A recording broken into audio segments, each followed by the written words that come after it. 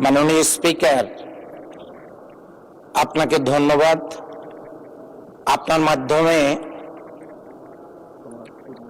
আমার পীরগঞ্জ রংপুর ৬ শহীদ আবু সাঈদের রক্তস্নাত জমিন, পীরগঞ্জের সকল মানুষকে, ভোটারদেরকে আমি আন্তরিক ধন্যবাদ জানাচ্ছি, যাদের অক্লান্ত পরিশ্রমে এই মহান সংসদে কথা বলার সুযোগ হচ্ছে। মাননীয় স্পিকার,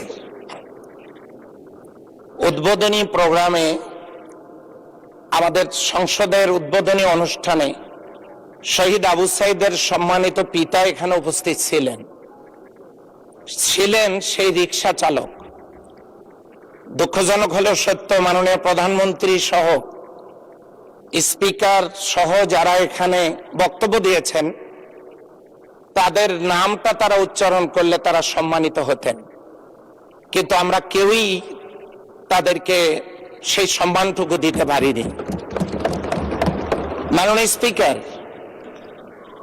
আমি কয়েকবার হাত তুলেছিলাম কথা বলার জন্য, কিন্তু শহীদ আবু সাঈদের সেই পীরগঞ্জ থেকে এসেছি তো মনে হচ্ছে বৈষম্য আমার ক্ষেত্রেও প্রযোজ্য হয়েছে।